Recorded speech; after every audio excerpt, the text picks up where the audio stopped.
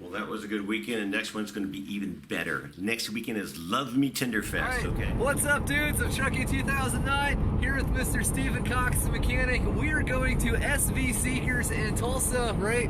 Yes. Yeah, Tulsa, Oklahoma. I should know this by now, I'm the one driving. We're going to see the SV Seeker project with Peter, Zila, and I think Heather is going to be there too. We'll go ahead and start the trip out by cleaning up some coupons, which are just pieces of scrap aluminum for practicing to weld on. When you weld aluminum, the heat moves around it differently than steel, and it burns through a lot easier, so it's good to get some practice in there. And we had Pete there to guide us along.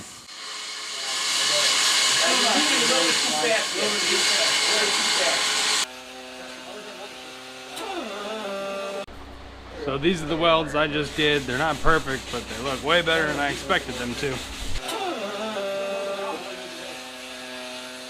Now, for my first time welding, I was pretty happy with how it was going until I burned back into the tip.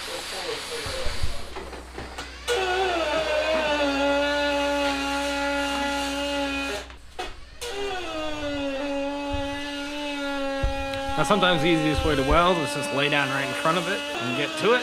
And at SV Seeker, I am definitely used to being put in some weird positions to get my welding done. You see me the very first time I was there being shoved up under the deck. And I've seen some uncomfortable positions. And when all else fails, we send Pete in there to clean up everybody else's mess.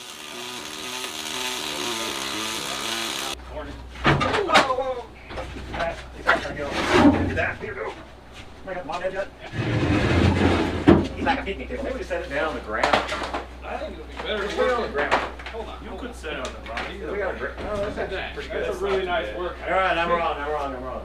Back gouging. Oh, we cleaned it up with the welding grinder. Nobody know. Okay. Oh yeah, you were good at that. I grind. I do I'm the letting you get out of it. It's too loud for me. My job now. Yeah, I have cordless grinders. So. Oh, that's right. I'm sorry.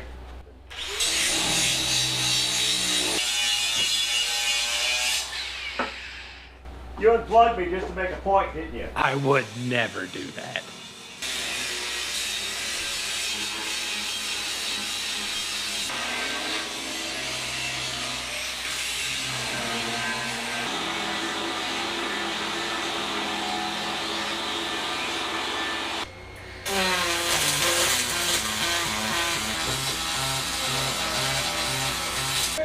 Oh, come on! Took our music away!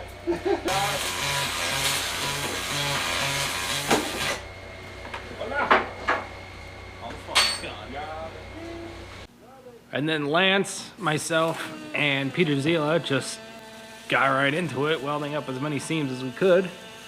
Now we jump over here to grinding, and everybody's giving me a hard time because I work on finish grade stuff. Every weld has to be ground perfectly. Even the sides need wire brushing when I do work, and so I was going at it here on the boat.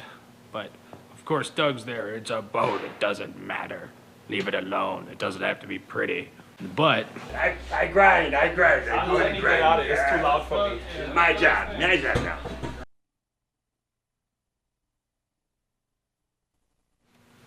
now we're all showing off our skills as best we can as human clamps while Peter tacks everything up.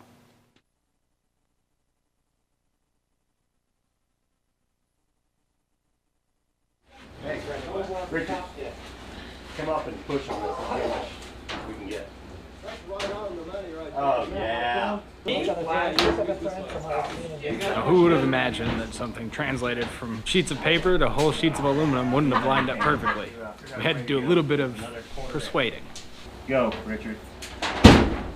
Ow! What was that? I don't know. Can you guys bring that back side? What just Bart, went you gotta go that way. Push it. There we go, we're on it. Hit it. Oh, we broke a tack. Right here. Pop. Oh. Did it? Yeah. Shit. All right. All you have to do is push That's this not a bad piece one in. down If here. only Pete knew how to weld, it wouldn't happen. Yeah. And we get right back into it again, listening to the most annoying welder in the world sing the song of its people. And if aluminum welding fumes weren't annoying enough, we decided to fire up the diesel engine right there in the shop. Again.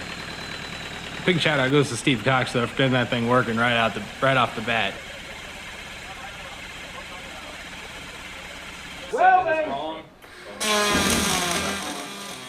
In my insane desire to get as much arc time as possible, I volunteered to be the guy welding inside of the hole.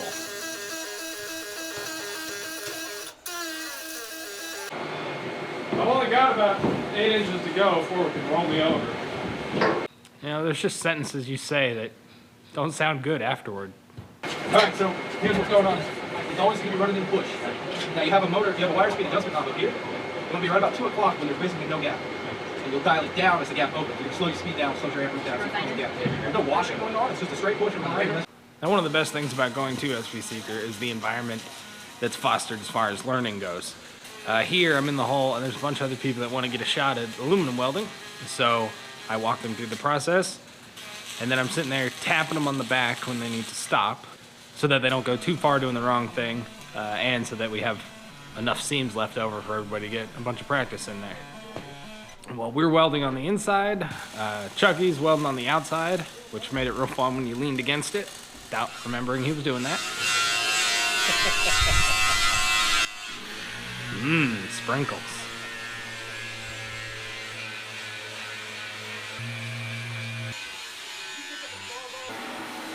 After a long day of doing a whole lot of little seams, Chucky got to tuck in and do the transom backs right there, lay down a huge bead to stiffen the whole boat up. And I am going to leave this video off with the time lapse of the entire build. So feel free to click away, but feel free to watch the entire boat get built in just 2 days.